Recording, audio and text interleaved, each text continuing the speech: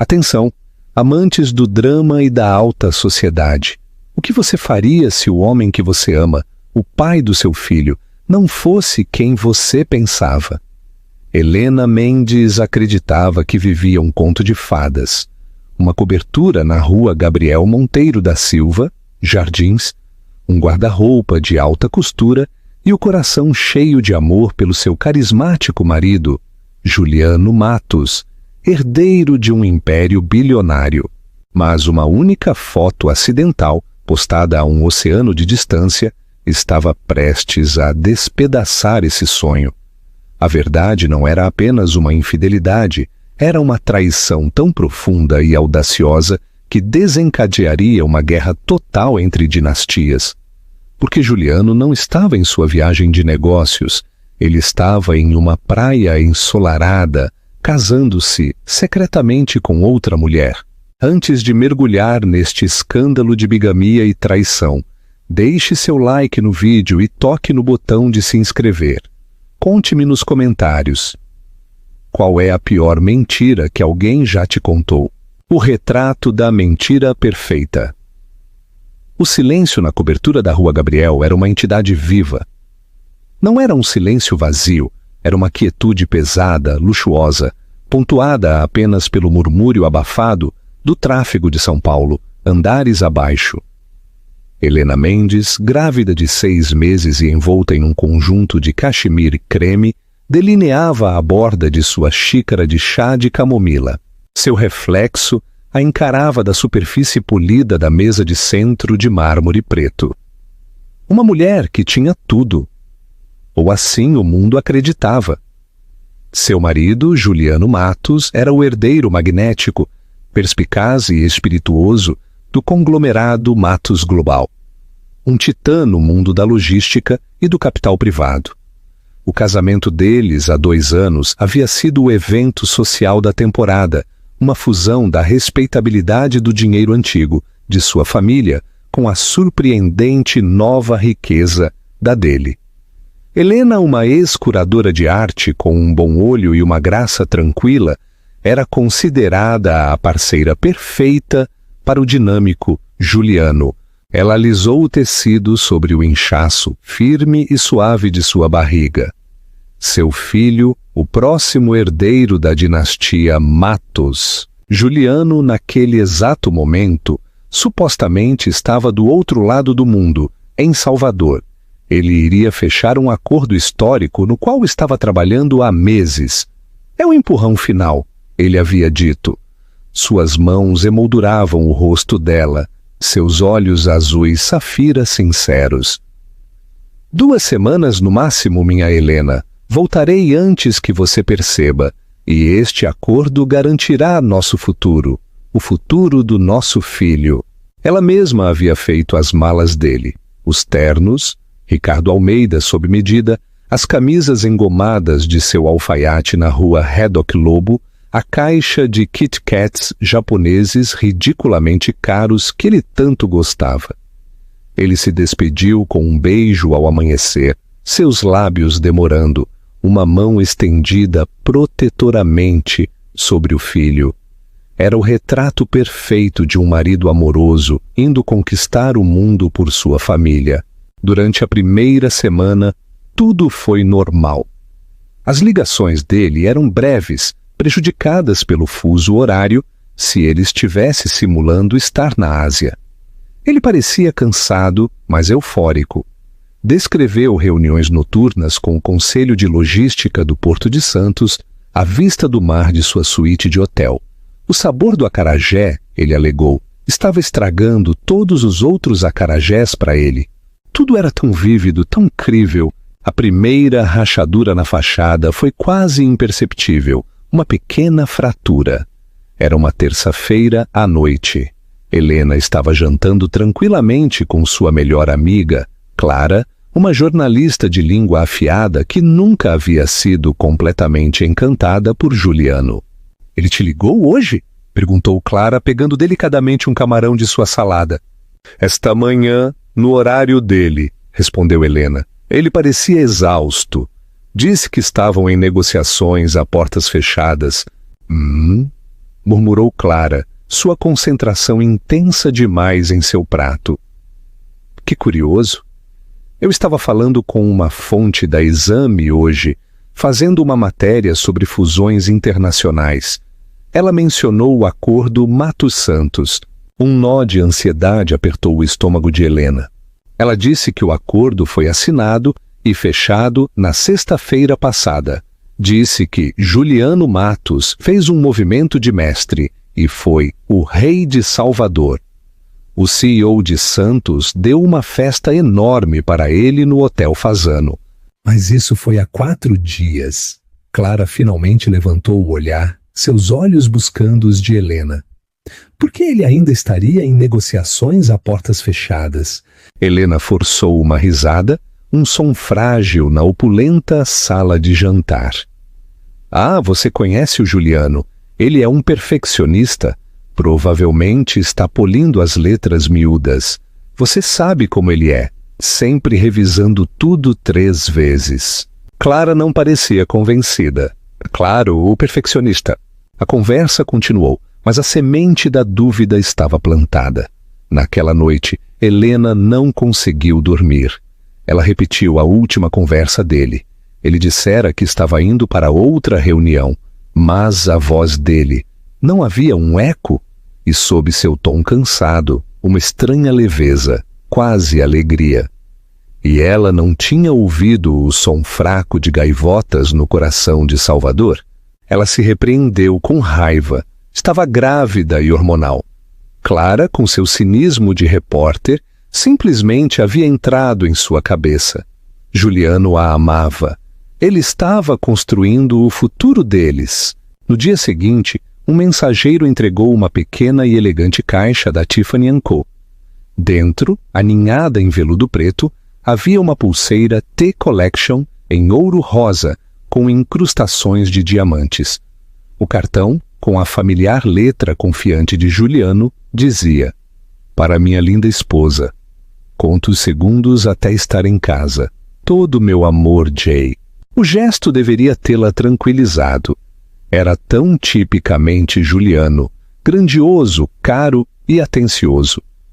Mas enquanto tentava prender o fecho, ela sentiu um arrepio. O endereço de entrega na nota do mensageiro não era de uma boutique Tiffany em Salvador. O número de rastreamento se originou de um centro de remessas em Maceió, Alagoas, a traição cinematográfica. Por que ele compraria um presente em Salvador e o enviaria de Maceió? Seu coração começou a bater contra suas costelas. Isso era mais do que um capricho hormonal. Isso estava errado. Ela entrou no closet meticulosamente organizado de Juliano. Um espaço de madeira escura, couro e aço. Ela não sabia o que estava procurando. Uma pista. Uma peça do quebra-cabeça que fizesse sentido. Ela passou a mão por sua caixa de relógios, cheia de Pateks e Aldemars. Abriu sua gaveta de abotoaduras, uma coleção brilhante de heranças de família e designs modernos. Escondida no fundo, sob uma bandeja de veludo, havia uma caixa pequena e desconhecida de um joalheiro que ela nunca tinha ouvido falar. Joias do Caribe. Seus dedos tremeram ao abri-la. Estava vazia. Era uma caixa de anel. Uma caixa de anel de noivado. Caribe. O playground dos ultra-ricos. Uma ilha conhecida por suas praias de areia branca, águas turquesa e casamentos de destino. As gaivotas, o eco em sua voz. O centro de remessas de Maceió. Tudo se encaixou com uma certeza horrível e de partir o coração. Ele não estava em Salvador. Com uma crescente sensação de pavor, ela ligou seu notebook. Suas mãos pareciam desajeitadas. Sua respiração vinha em ofegos curtos e bruscos. Ela não tinha nenhuma das senhas dele, mas não precisava. Juliano era uma figura pública. Um homem cuja vida era narrada nas páginas sociais. Mas ela não foi às páginas sociais. Ela foi ao Instagram. Começou a procurar hashtags. Casamento Caribe, Nick Beach, festa, de iate. Ela rolou por um feed ofuscante de corpos bronzeados, champanhe e riqueza ostensiva. Era um palheiro digital. E então ela encontrou. Era uma foto postada por uma influencer que ela vagamente reconheceu de um baile de caridade. A imagem era uma foto de grupo no convés de um superiate, com o sol poente pintando o céu em cores ardentes. Mas foi o fundo que fez o mundo de Helena parar. Ali, encostado na grade, estava um homem em uma camisa de linho branca. Suas costas estavam viradas para a câmera, mas a postura confiante de seus ombros, o cabelo escuro perfeitamente cortado, o relógio caro em seu pulso, era inconfundivelmente Juliano. E seu braço estava firmemente enrolado na cintura de uma mulher. Uma mulher com uma cascata de cabelo escuro, um sorriso triunfante no rosto, que olhava para ele com adoração. Helena a reconheceu instantaneamente. Isabela Camargo, a filha ambiciosa de Sérgio Camargo, o chefe de um conglomerado rival brasileiro e um dos concorrentes mais amargos da família Matos. Helena deu zoom na tela. A imagem estava borrada, mas não havia como negar a satisfação no rosto de Isabela, ou a forma possessiva como a mão de Juliano repousava em seu quadril. E na mão esquerda de Isabela, capturando os últimos raios de sol, havia um anel de diamante tão grande que parecia um fragmento de gelo. O notebook escorregou de suas mãos, caindo no tapete de luxo. O som foi engolido pelo silêncio pesado e luxuoso da cobertura. Mas agora o silêncio não era mais reconfortante. Era sufocante. Era o som de sua vida, seu casamento, seu mundo inteiro sendo demolido por completo. Aliança com o ex-agente. As 24 horas que se seguiram à descoberta foram um borrão de realidade suspensa. Helena existia em um estado de calma sobrenatural e fria, um mecanismo de defesa que seu corpo havia erguido contra o tsunami de dor que ameaçava afogá-la. Ela se movia por sua casa palaciana como um fantasma. Sua mão nunca se afastava de sua barriga, uma promessa silenciosa, a vida inocente dentro dela de que ela não se quebraria. Ainda não. Ela não chorou. A traição era muito vasta, muito cinematográfica para lágrimas. Parecia um enredo de novela, não sua vida real. Juliano, seu Juliano, casado com Isabela Camargo, a filha do homem que seu sogro, Dr. Alistair Matos, se referia apenas como aquele bandido de Niterói. Era loucura, era impossível. Sua primeira ligação foi para Clara, sua voz monótona. Estávamos certas. Não houve um "eu te avisei" de sua amiga, apenas uma inspiração profunda. E um simples "o que você precisa?" Eu preciso de um nome, disse Helena. As palavras tinham gosto de cinzas. O melhor detetive particular desta cidade, alguém discreto, impiedoso e caro. Alguém que possa descobrir o que um homem que deveria estar em Salvador está fazendo em um iate no Caribe com a filha do arquirrival de seu pai. Clara não hesitou. Marcos Torres. Ele é um ex-agente da ABIN, Agência Brasileira de Inteligência. Agora dirige uma firma de inteligência privada em um escritório ridiculamente discreto na Vila Madalena. Ele encontra esqueletos em armários emparedados por um século. Eu farei a ligação. Ele vai se encontrar com você. O encontro aconteceu no dia seguinte. O escritório de Marcos Torres era a antítese do estereótipo de detetive particular. Era minimalista, decorado com fotografias em preto e branco e cheirava levemente a livros antigos e café caro. Torres era um homem na casa dos 50, com olhos inteligentes e cansados e a quietude de um predador. Ele ouviu sem interrupção enquanto Helena, com voz firme, expunha os fatos: a viagem para Salvador, a discrepância de 4 dias, a remessa de Maceió, a caixa do anel, a foto do Instagram. Ela deslizou uma cópia impressa da foto sobre sua mesa polida. Ele a estudou por um longo momento através de óculos de leitura. Os Camargo, ele disse. Sua voz, um murmúrio baixo e culto. Isso não é apenas um caso, senhora Matos. Isso é uma declaração de guerra. Eu preciso saber de tudo, afirmou Helena, as mãos cerradas com tanta força que seus nós dos dedos estavam brancos. Preciso de provas, não apenas suspeitas e fotos borradas. Preciso de documentos, preciso de uma linha do tempo. Preciso saber se esta coisa entre eles é real. E o casamento? Perguntou Torres, seu olhar direto. Helena se encolheu, a palavra aterrissando como um golpe físico. Eu preciso saber se ele se casou com ela. Essa será a minha prioridade, ele disse, sua expressão indecifrável. Minha taxa é de R$15.000 por dia mais despesas. Exigirei um adiantamento de R$50.000. Helena nem piscou. Ela pegou o American Express preto de sua carteira, o que Juliano insistiu que ela tivesse, e o deslizou sobre a mesa. Descubra. Nos 3 dias seguintes, Helena viveu de chá de camomila e adrenalina. Ela manteve a farsa. Quando Juliano ligava, ela era a esposa amorosa perfeita. Ela se forçou a parecer feliz, a perguntar sobre suas reuniões, a dizer que sentia falta dele. Cada palavra era um ato de autocontrole supremo. As mentiras dele eram tão fluidas, tão praticadas.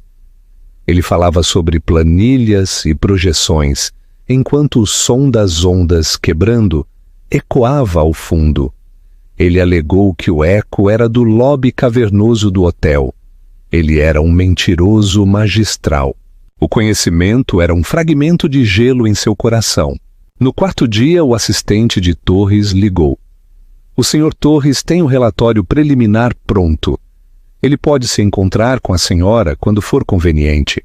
Helena se encontrou com ele em uma suíte privada no hotel Copacabana Palace, no Rio de Janeiro, um terreno neutro. Ela não queria que a informação que estava por vir envenenasse sua casa mais do que já havia feito. O ato de bigamia Torres a esperava, com uma pasta fina encadernada em couro sobre a mesa à sua frente. O senhor Matos nunca foi para Salvador, ele começou, seu tom factual. Seu jato particular, um Gulfstream 650, arquivou um plano de voo para o aeroporto de Salvador, mas foi um voo fantasma. A aeronave nunca deixou o hangar em Congonhas. Ele e a senhorita Camargo voaram de primeira classe comercial em um voo da Latam para o Caribe há 9 dias. Ele abriu a pasta. A primeira página era uma fotografia de alta resolução. Não estava borrada desta vez. Era uma foto de longa distância de Juliano e Isabela andando de mãos dadas na praia de Punta Cana. Eles estavam rindo, cabeças juntas. Pareciam incandescentemente felizes. Helena sentiu uma onda de náusea. Torres virou a página. Eles se hospedaram no Punta Cana Grand Hotel, na suíte presidencial. Temos cópias da reserva paga por uma empresa fantasma ligada a Indústrias Camargo. Outra foto, Juliano e Isabela, em um jantar à luz de velas. Ele estava alimentando-a com uma fruta. Seus olhos cheios de uma adoração que ela não via direcionada a ela há anos. E o casamento? Sussurrou Helena, sua voz quase inaudível. Torres fez uma pausa. Seu olhar se suavizou por uma fração de segundo. Eles se casaram há 3 dias. Uma pequena cerimônia civil privada na prefeitura local. Foi seguida por uma recepção no iate da família Camargo, o Vulcano. Ele virou a página novamente e lá estava. uma cópia colorida digitalizada de um certificado de casamento. Os nomes eram claros e duros, em letras burocráticas oficiais. Marido, Juliano Alexandre Matos. Esposa, Isabela Sofia Camargo. A data estava lá, o selo oficial, as assinaturas. Era real, era legal, era inegável. Juliano Matos, seu marido, o pai de seu filho, havia cometido bigamia. Ele se casou com outra mulher enquanto ainda era casado com ela. A calma que cobrira Helena por dias finalmente se estilhaçou. Catastroficamente. O ar saiu de seus pulmões. A sala começou a girar. Ela não era apenas uma esposa traída. Era uma tola pública, um peão em um jogo que ela não conseguia começar a compreender. Seu casamento era uma mentira. Seu marido era um criminoso. Torres continuou, sua voz um zumbido constante no caos de sua mente. Há mais. Nossa equipe de forenses financeiros tem investigado. Parece que o Sr. Matos tem movimentado sistematicamente seus ativos pessoais, não fundos da Matos Global, para contas offshore nos últimos 6 meses, contas nas quais a senhorita Camargo agora é signatária conjunta. Estamos falando de mais de 50 milhões. Ele deslizou outro documento sobre a mesa, uma confirmação de transferência bancária. 20 milhões transferidos da conta pessoal de Juliano no Banco Itaú para um banco em Singapura, datado do dia seguinte ao seu casamento com Isabela. Os 50 milhões rares foram o insulto final. Isso não era um crime passional, era uma campanha de traição calculada e premeditada. Ele não apenas a havia deixado por outra mulher, ele estava planejando uma nova vida, uma nova dinastia, com a filha do maior inimigo de sua família. Ele estava roubando do futuro dela, do futuro de seu filho, para financiá-lo. Helena se levantou, sua cadeira raspando no chão. A dor não era mais uma onda, era uma entidade física, uma mão apertando seu coração, seus pulmões, seu útero. Ela tinha que sair, ela tinha que respirar. Senhora Matos, disse Torres, levantando-se também. Há mais uma coisa, uma complicação. Ela se virou, seu rosto uma máscara pálida de tortura. De acordo com nossas fontes no Brasil, Isabela Camargo também está grávida. As palavras ficaram suspensas no ar, monstruosas e inacreditáveis. Grávida? Outro herdeiro? Outro filho para complicar as linhas de sucessão e herança? Era um movimento saído diretamente de um manual medieval. Uma guerra de úteros por um império moderno. Helena olhou para Marcos Torres, a pasta da traição de seu marido aberta sobre a mesa. A fotografia de Juliano e Isabela, sorrindo na praia, parecia zombar dela. Isso não era apenas traição. Era uma manobra estratégica, uma aquisição corporativa executada através de votos matrimoniais e gestações calculadas. E ela, Helena Mendes Matos, não era apenas a vítima. Ela era o principal obstáculo a ser removido. A compreensão a atingiu com a força de um impacto físico. Seu marido não queria apenas deixá-la. Ele queria apagá-la. Black Pawn, o peão, se torna rainha. Os 2 dias antes do retorno programado de Juliano foram uma aula magistral de engano, um papel para o qual Helena havia nascido, criada em um mundo onde as aparências eram tudo, onde as emoções eram coisas a serem gerenciadas e apresentadas, não exibidas desordenadamente. Ela recorreu a uma reserva de aço que nunca soube que possuía. A dor ainda estava lá, uma pedra fria e pesada em seu peito, mas tinha se unido a algo mais, uma raiva branca, dura como diamante. Ela falou com Marcos Torres mais uma vez. Preciso que você encontre tudo. Ela ordenou, sua voz desprovida de seu tremor anterior. Cada transação, cada e-mail, cada mensagem criptografada entre Juliano e os Camargo. Quero saber se meu sogro sabe.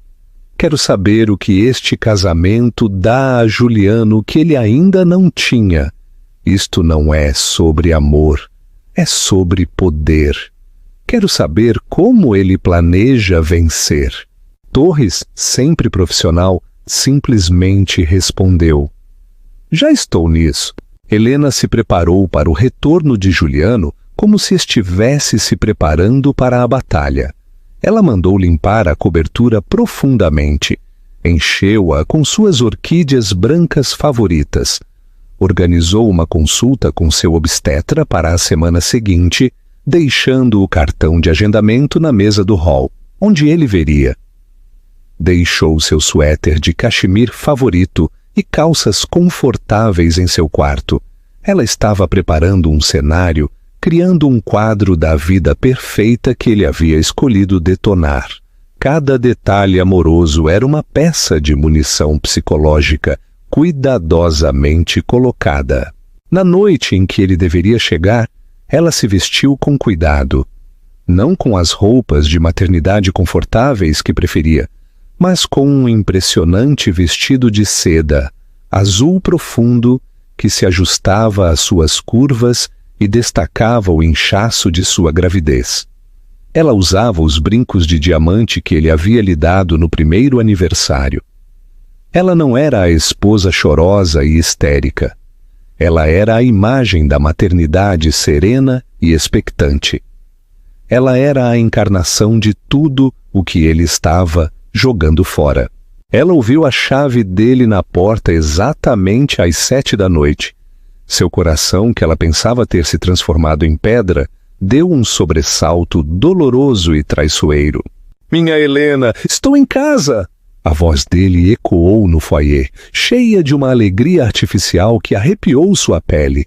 Ele apareceu na soleira da sala de estar, parecendo bronzeado, bonito e completamente satisfeito consigo mesmo. Ele segurava uma grande sacola duty-free. Senti tanto a sua falta, ele disse, caminhando até ela. Ele largou a sacola e a puxou para seus braços, tentando beijá-la. Helena virou a cabeça no último segundo, de modo que os lábios dele roçaram sua bochecha. Pareceu ser tocada por uma cobra. Ela não se afastou, mas permaneceu perfeitamente imóvel, seu corpo rígido. Ele se afastou, um vislumbre de confusão em seus olhos. Cansada? Ele perguntou, seu sorriso vacilando ligeiramente. Apenas sobrecarregada por ter você de volta, ela disse com a voz suave como cristal. Como foi, Salvador? Você fechou o acordo? Eu arrasei, ele disse, sua confiança retornando. Ele apontou para a sacola. E eu te trouxe presentes. Algum doce de quindim ridículo que você vai amar e algo pequeno da Gaga Stern Joias. Ele era um artista fenomenal da decepção.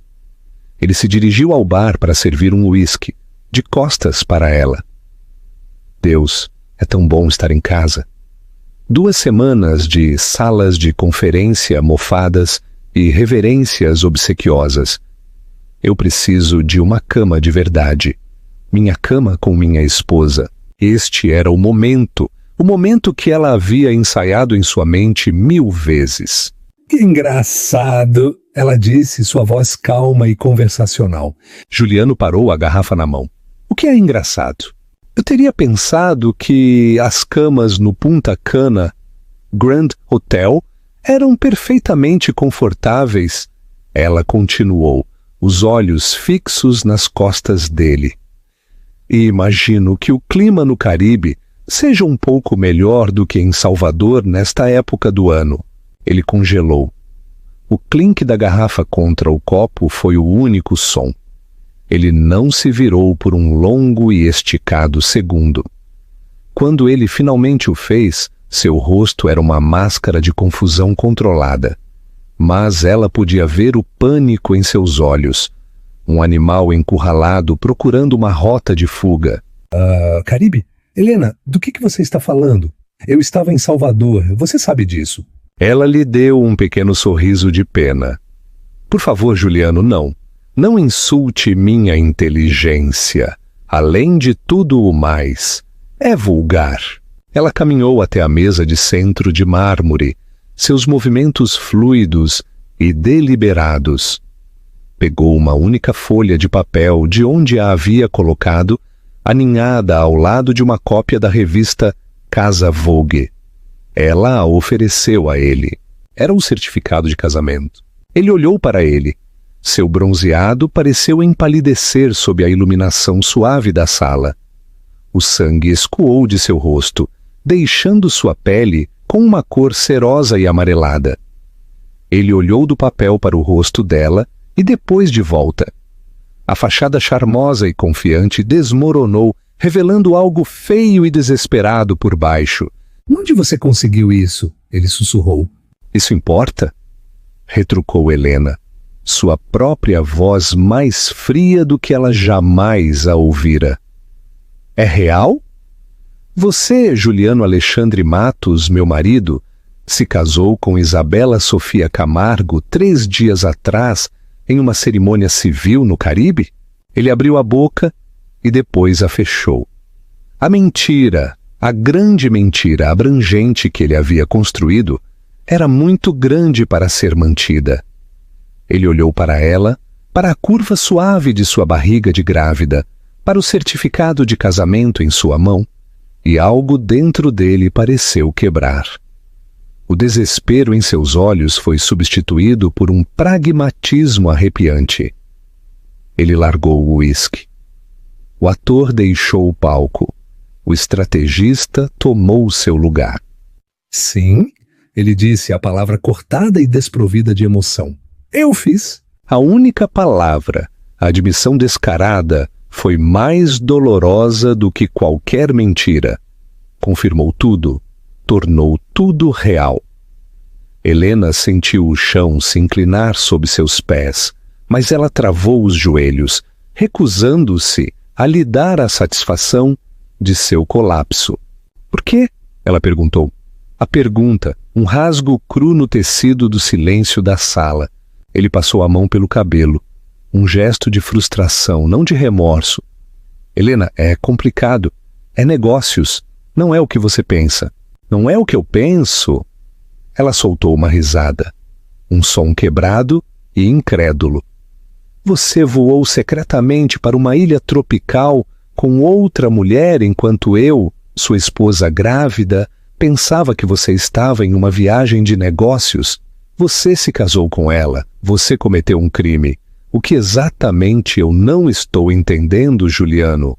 Você não entende o que está em jogo. Ele retrucou, sua voz subindo. Meu pai está perdendo o controle. Ele é muito conservador. O acordo Camargo casar com a Isabela é a única maneira. É uma fusão, uma aquisição hostil da própria empresa da minha família. Sérgio Camargo só concordou em me apoiar, fornecer o capital e os votos por procuração, se as famílias se unissem. Se eu casasse com a filha dele. Helena olhou para ele com horror, a pura impressionante arrogância, a frieza. Então, o que eu era? O que é nosso filho? Ela exigiu, sua voz falhando pela primeira vez. Dano colateral em sua incursão corporativa? Não. Ele insistiu, dando um passo em direção a ela. Você não vê? Isso era para garantir o nosso futuro, o meu futuro com você. Este casamento com a Isabela é um pedaço de papel, um contrato comercial. Não significa nada. Você é minha esposa, Helena, a mãe do meu herdeiro. Assim que eu tiver controle da empresa, eu dissolveria o casamento com ela. Tudo era um meio para um fim. Ele realmente acreditava nisso. Ele estava ali, tendo admitido bigamia e uma traição monumental, e tentou enquadrar isso como um ato nobre em nome dela. A manipulação psicológica era tão profunda, tão completa, que era aterrorizante. Ele não a via como uma pessoa que ele havia ofendido, mas como uma variável em uma equação que ele não havia conseguido controlar adequadamente. E então a peça final do relatório de Torres ecoou em sua mente. "E o bebê dela, Juliano?" perguntou Helena, sua voz baixando para um silêncio mortal. "A gravidez da Isabela? Isso também é apenas uma cláusula no contrato comercial?" Se ela pensava que ele não poderia empalidecer mais, ela estava errada. Parecia que um raio o havia atingido. Ele a encarou com a boca aberta. Estava claro por sua expressão de choque que esta era uma novidade para ele.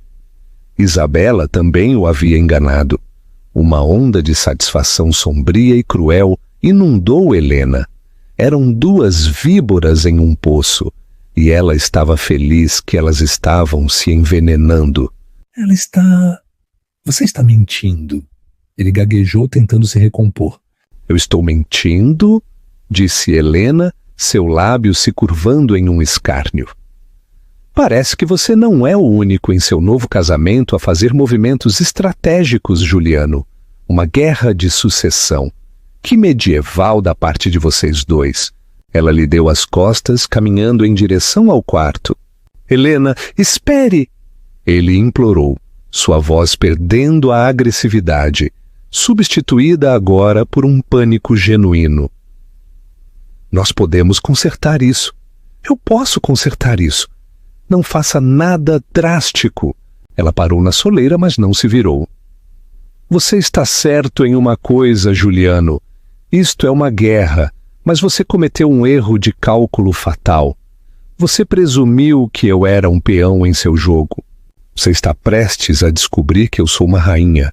Ela caminhou para seu quarto, fechando a porta suavemente atrás de si. Ela não bateu. Ela não gritou. A quietude final do clique do trinco foi mais poderosa do que qualquer explosão. Dentro do quarto, ela se apoiou contra a porta, seu corpo finalmente começando a tremer incontrolavelmente. O palco estava montado, a primeira cena havia terminado, e ela sabia exatamente qual deveria ser seu próximo movimento. Ela não ia ligar para um advogado. Ainda não. Ela ia ligar para a única pessoa no mundo que tinha mais a perder com esta união desastrosa do que ela. A única pessoa que odiava Sérgio Camargo mais do que qualquer um. Ela pegou seu telefone, seus dedos voando pela tela. Ela estava ligando para o rei. Ela estava ligando para seu sogro, Dr. Alistair Matos, Aliança no Forte, a rainha e o patriarca. A viagem de 40 minutos para a fazenda da família Matos na Estrada dos Bandeirantes, Rio de Janeiro, pareceu uma viagem para outra dimensão. Helena dirigiu seu Range Rover, nós dos dedos brancos no volante. Ela havia deixado Juliano parado na cobertura, atordoado e em silêncio. Ela havia arrumado uma única bolsa de noite com o essencial. Um ato de tranquilidade. Ela não estava apenas saindo para a noite. Ela estava deixando sua vida. A fazenda Matos era menos uma casa e mais um principado. Uma extensa mansão de pedra aninhada em 200 hectares de gramados bem cuidados, árvores centenárias e jardins esculpidos. Era uma fortaleza de riqueza e poder. Ao passar pelos portões de ferro forjado, ela sentiu uma familiar onda de intimidação. Mas esta noite estava temperada por uma determinação sombria. Dr. Alistair Matos a esperava em sua biblioteca. Era seu santuário interno, uma sala de estantes de mogno do chão ao teto, cadeiras de couro desgastado e o aroma persistente de fumaça de charuto e papel antigo. Uma lareira crepitava na pedra cavernosa, lançando sombras bruxuleantes sobre o homem imponente parado diante dela. Alistair tinha mais de 60 anos, um homem forjado pela ambição e disciplina. Ele havia construído a Matos Global de um modesto negócio de transporte em um gigante mundial. Ele era conhecido por ser implacável nos negócios e ferozmente protetor do nome e do legado de sua família.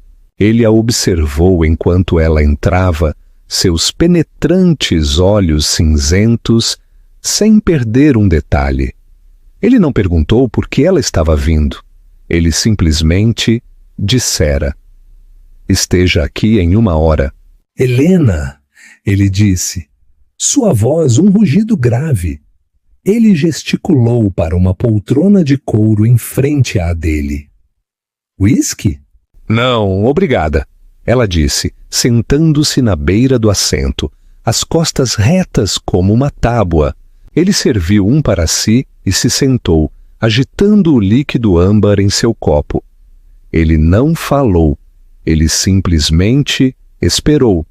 Seu silêncio, uma ferramenta perturbadora que ele frequentemente usava em negociações.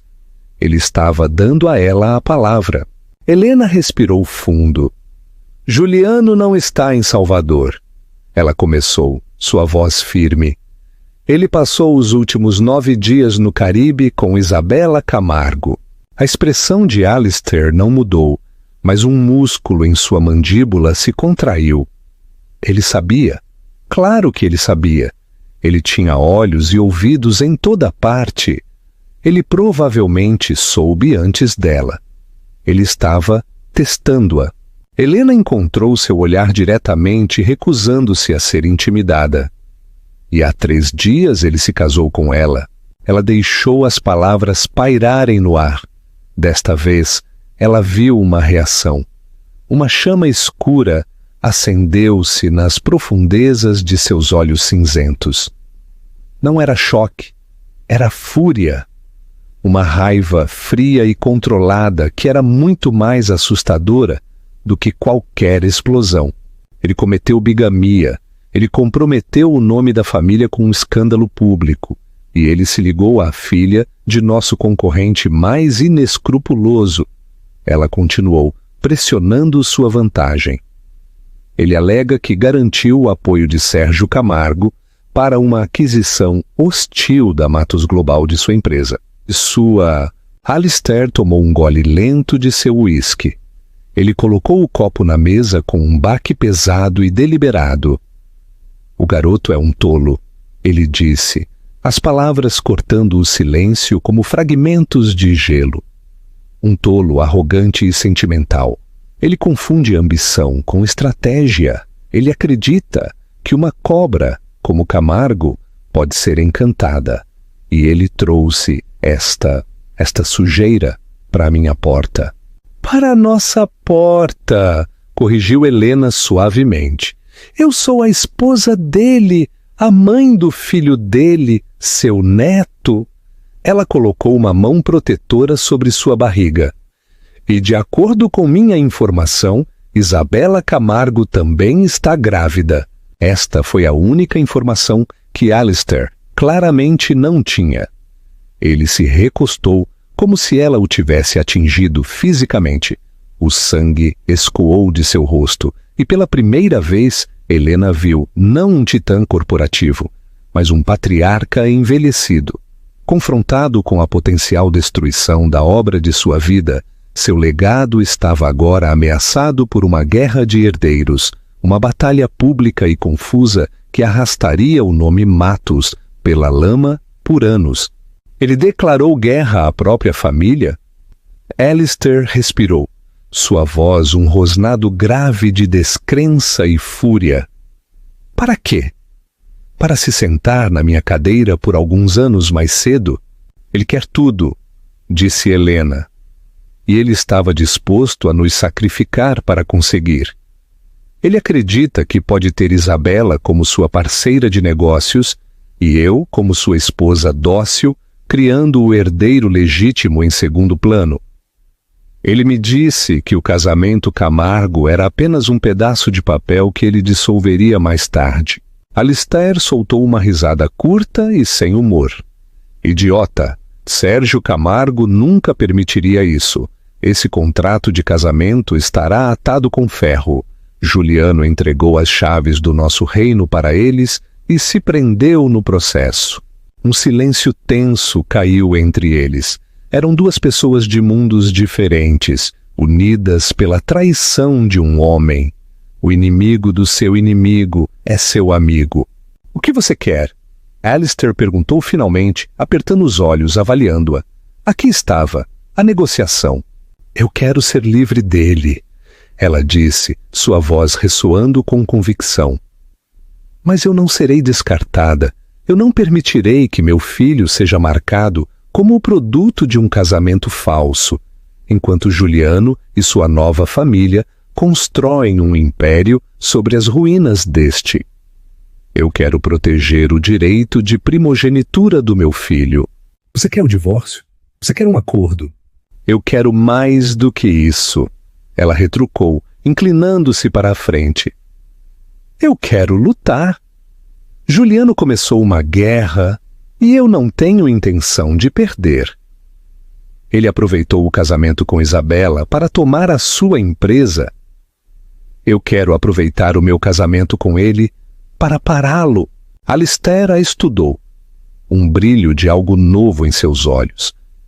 Poderia ter sido respeito.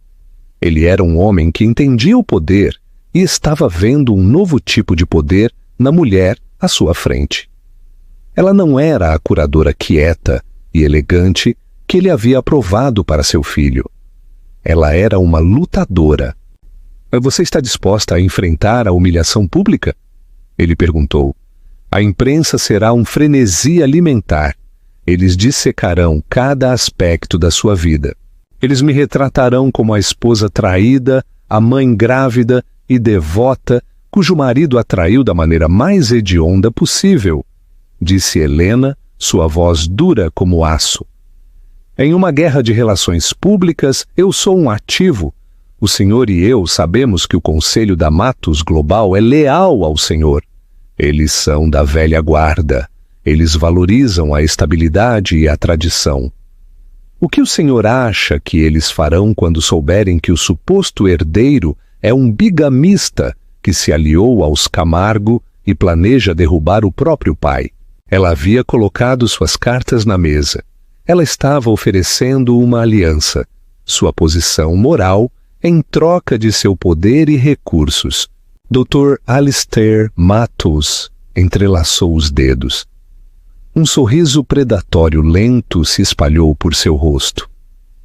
Não era um sorriso caloroso, mas era um sorriso de acordo, de propósito compartilhado.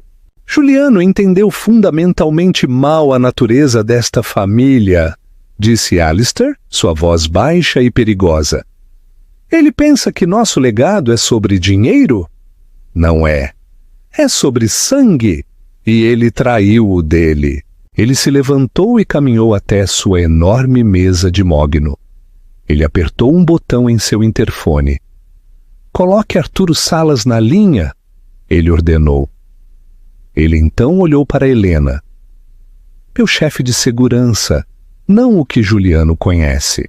Em seguida, ele apertou outro botão. E chame os sócios da Pinheiro Neto Advogados, todos eles. Não me importa que horas sejam. Diga a eles que é código preto. Ele se virou para Helena, seus olhos queimando com fogo renovado. Você ficará aqui nesta casa, você e meu neto estarão protegidos, minha equipe jurídica cuidará da anulação. Vamos protocolá-la com base na bigamia. Iremos para a imprensa, mas controlaremos a narrativa. Você dará uma, e apenas uma, entrevista. Pintaremos um quadro de traição tão profunda que nem uma única pessoa naquele conselho ficará do lado dele.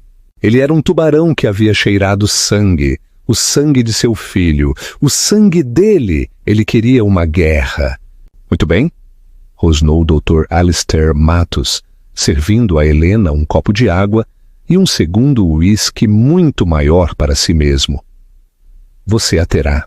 Na biblioteca iluminada pela lareira da fortaleza de seu sogro, cercada pelos totens do poder antigo e da ambição implacável, Helena Mendes Matos tomou um gole de água.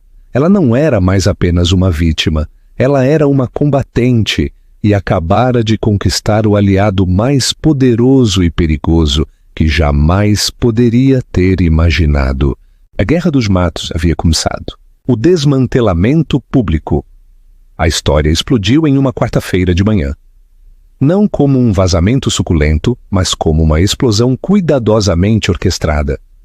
Não foi um colunista de fofocas que conseguiu o furo. Foi a revista Piauí. A manchete era dura, brutal e devastadora. Herdeiro Matos envolvido em escândalo de bigamia.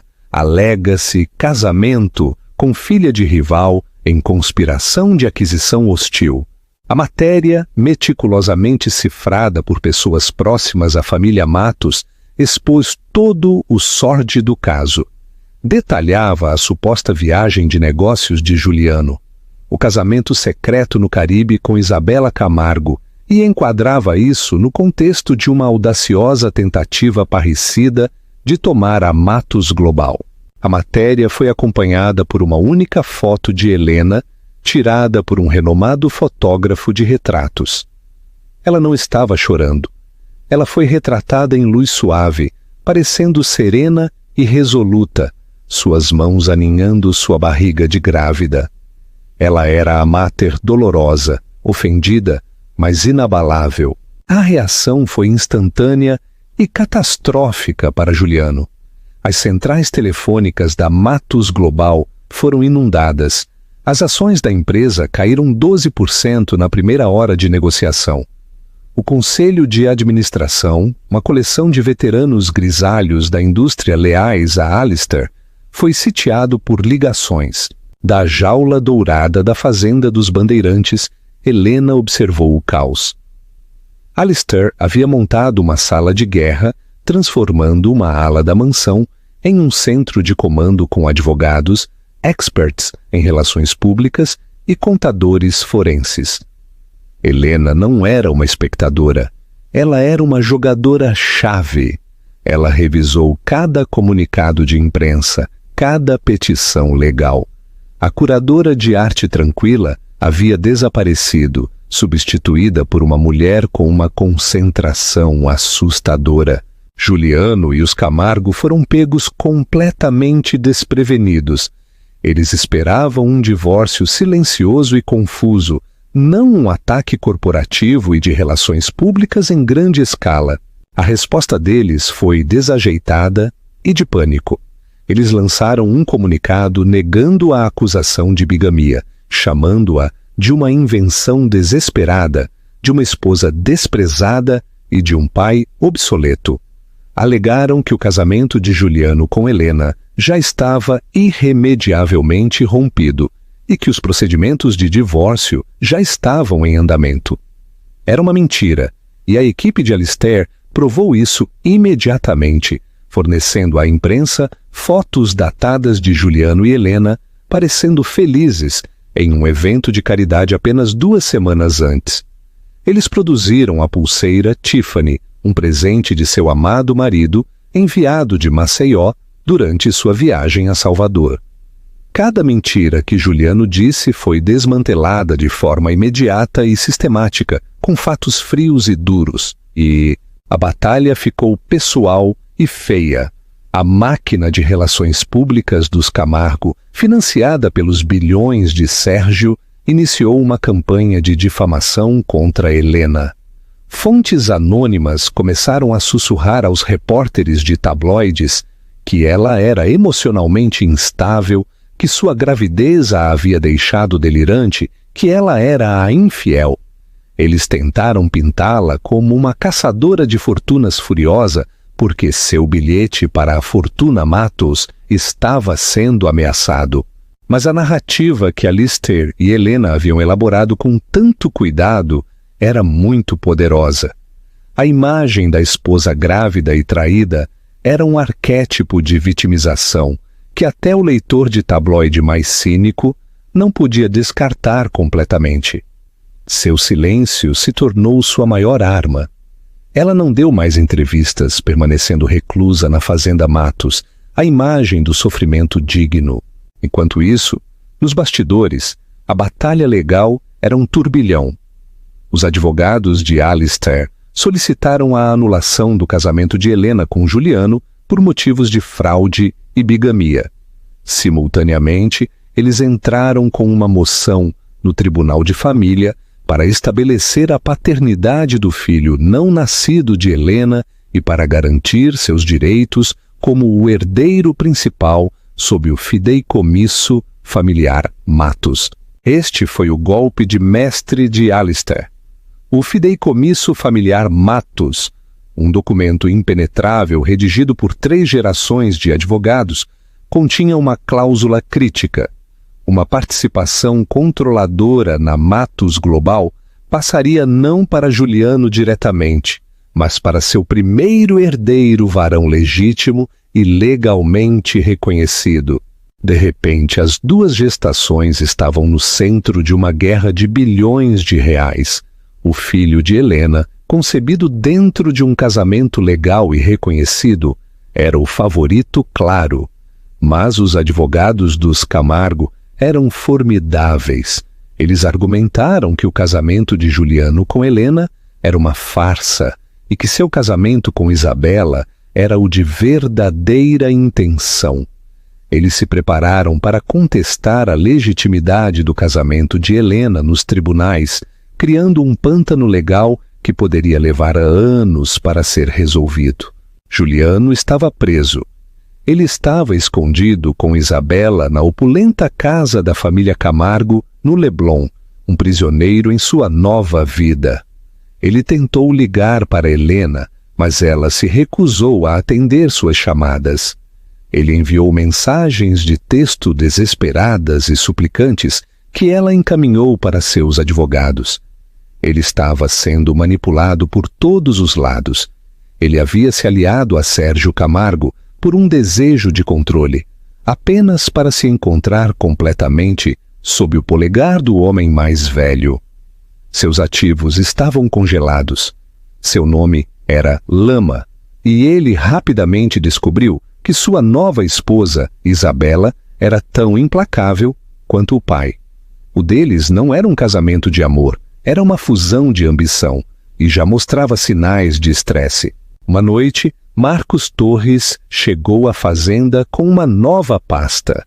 Ele estava investigando o enredo Camargo Matos e havia encontrado o eixo central. Não se trata apenas de uma aquisição hostil, Torres explicou a Helena e Alistair na biblioteca. Trata-se de um contrato portuário, o Porto de Santos. A Matos Global tem sido a parceira logística exclusiva para uma nova expansão de terminal. Um acordo avaliado em bilhões na próxima década. Eu o garanti há 3 meses. Alistair assentiu, os olhos fixos em Torres. É o futuro da nossa divisão de transporte marítimo. O segundo licitante naquele processo de licitação foi a Indústrias Camargo, continuou Torres. Eles foram superados por uma margem significativa, mas foram rejeitados devido aos seus conhecidos laços com corrupção trabalhista organizada. No entanto, há uma cláusula de ética no contrato. Se a Matos Global for colocada em descrédito ou sua liderança for objeto de acusações criminais, a autoridade portuária tem o direito de rescindir o contrato e oferecê-lo ao próximo licitante. O sangue de Helena gelou. Bigamia é uma acusação criminal. Precisamente, disse Torres. Juliano se acusar de um crime seria o gatilho. O contrato seria anulado e cairia diretamente nas mãos dos Camargo. Casar com Isabela não foi apenas para garantir o apoio de Sérgio para uma aquisição. Foi o instrumento para destruir a Matos Global por fora, entregando seu contrato mais valioso ao seu rival. Foi um plano incrivelmente cruel e brilhante. Se Juliano conhecia o alcance total do plano, era irrelevante. Ele havia apertado o gatilho. Ele não apenas me traiu, e não apenas traiu o Senhor, disse Helena, olhando para Alistair, com o horror de tudo se instalando. Ele traiu o legado de todos que construíram esta empresa. Ele tentou queimá-la até o chão por um homem que é seu inimigo jurado. Dr. Alistair Matos sentou-se em sua poltrona de couro, seu rosto lívido. Ele parecia velho. A luta parecia escoar dele, substituída por um cansaço profundo. Ele havia sido superado por seu próprio filho e seu maior inimigo. Mas enquanto Helena o olhava, ela sentiu sua própria determinação endurecer. Ela não permitiria que isso acontecesse. Ela não permitiria que o legado de seu filho fosse uma empresa falida e um nome manchado. Então temos que acabar com isso, ela disse, sua voz ressoando com autoridade. Temos que atingi-los onde mais dói, não na imprensa, não no tribunal de família. Temos que atingi-los em suas carteiras. Torres, você encontrou isso. O que mais você pode encontrar sobre os Camargo? Onde estão os esqueletos deles? Todo mundo tem. Alistair levantou o olhar. Uma faísca voltou aos seus olhos ao ver o fogo nos dela. Marcos Torres permitiu um pequeno sorriso sombrio. Senhora Matos, a senhora não faz ideia. A guerra estava prestes a entrar em uma fase nova e muito mais perigosa. Helena não estava mais apenas defendendo o direito de primogenitura de seu filho. Ela estava agora lutando pela sobrevivência de todo o Império Matos. Black Pawn, o cheque. Mate, o confronto final se desenrolou no coração do território inimigo. Uma sala de conferências estéril e com paredes de vidro no escritório de advocacia da família Camargo.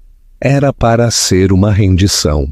De um lado da vasta mesa de mogno, sentou-se Juliano, parecendo um fantasma de si mesmo, ao lado de uma desafiadora Isabela, e seu pai, Sérgio Camargo, que irradiava uma vitória presunçosa.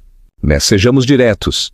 Sérgio começou, sua voz escorrendo com descendência. Estamos aqui para formalizar sua derrota, Alistair. Um acordo generoso será feito para Helena, para resolver o erro juvenil de Juliano. Mas o futuro da Matos Global está com minha família. Esta é uma mera formalidade. Alistair permaneceu em silêncio, seu rosto uma máscara de pedra ilegível. Ele simplesmente inclinou a cabeça para Helena. A palavra era dela. Helena encontrou o olhar arrogante de Sérgio. Uma calma serena se instalou sobre ela. O senhor pensa que se trata de uma aquisição corporativa? Ela afirmou, sua voz cortando o ar tenso. Mas nós sabemos que seu verdadeiro prêmio foi o contrato do Porto de Santos. Um plano inteligente. Orquestrar um escândalo, ativar a cláusula de ética e fazer o ativo mais valioso da Matos Global cair em suas mãos. Foi cruel, mas não brilhante. Ela fez uma pausa, então virou o olhar para Juliano. Você foi um tolo, Juliano. Você pensou que estava tomando um reino, mas era apenas a chave entregue a um ladrão. Antes que alguém pudesse responder, ela acenou para Marcos Torres, que estava parado perto da parede. Ele se adiantou e colocou uma pasta fina encadernada em couro na frente de Sérgio. Nossos investigadores têm estado ocupados, explicou Helena. Eles examinaram o financiamento de sua licitação portuária. É notável o que pode ser encontrado quando se investiga empresas fantasmas panamenhas. O sorriso presunçoso de Sérgio se apertou. Ele abriu a pasta e a cor começou a escoar de seu rosto. Isabela olhou por cima das páginas.